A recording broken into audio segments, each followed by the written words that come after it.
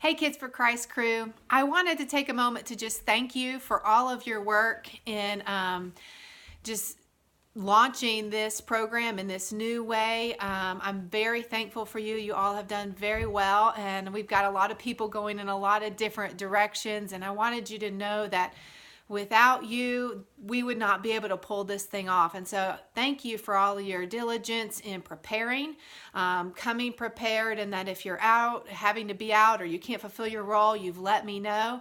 And so I really appreciate that and how much work has gone into this. And many of you may feel, and I've even heard some of you say, well, I just do this or I just do that. And I'm going, if you didn't just faithfully do this small portion, it would not be as vibrant and beautiful as it is. So thank you.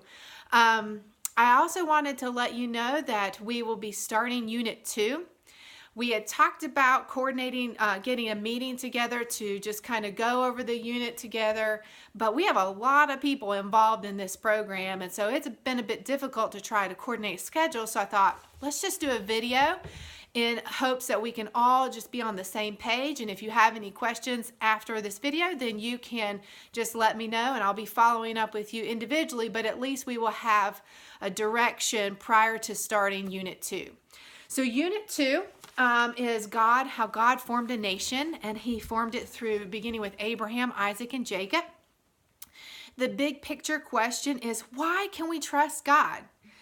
We can trust God because he is faithful and he does everything for his glory and our good.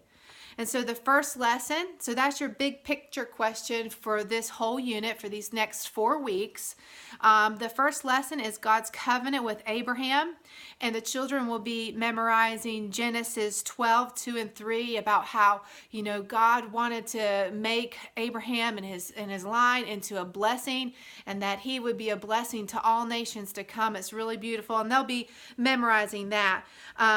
Then we go into lesson 2 is Abraham and Isaac, then Isaac and Rebekah, and then the last one is God's promise to Isaac. Okay, so the summaries are for lesson number 1 under Unit 2 is God made a covenant to bless all the world through Abraham. And I think that one might be one thing, helpful advice that we could do a better job including.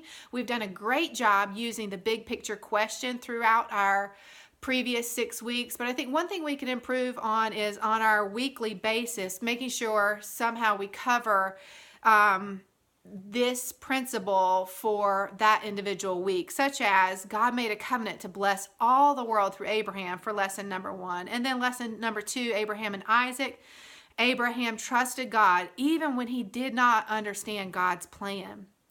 And then Isaac and Rebekah, God gave Isaac a wife to keep his covenant with Abraham. And the last one is God's promise to Isaac. God's covenant with Abraham continued with Isaac's family. And so you can kind of see that progression there. And you'll see all of these summaries on the web page. David has those uploaded to the web page. The last thing I wanted to go over with you is some of the memory work that the children will be learning, because I thought it was super fun as I was reading through the passages about Abraham, was to see that Abraham was like a child. He had imagination. He was able to dream of lands he had never seen. And by faith is what he is affirmed. By walking by faith, he is affirmed for that in Hebrews 11, starting in verse 8. By faith, Abraham obeyed when he was called to go out to the place which he would receive as an inheritance. And he went out, not knowing where he was going, but by faith he dwelt in the land of promise as in a foreign country, dwelling in tents with Isaac and Jacob, the heirs with him of that same promise. For he waited for a city which has foundations, whose builder and maker is God. So if you see there, especially in that last passage, that by faith Abraham walked. But why? Is because he was waiting for a city which his he was waiting for the city which has foundations, whose builder and maker is God. That is seeing something that, seeing the invisible or the spiritual, prioritizing that over the tangible, physical realm. And so Abraham is affirmed for that kind of faith. And that is what we're wanting to project to the children. Not that he did this and he did that and he went this and his son married this, as much as he is credited for what he did because he walked by faith. He dreamed of lands that he had never seen, and he walked by faith in that. So as we do our lessons, let's not forget what was God's perspective as he looked at Abraham.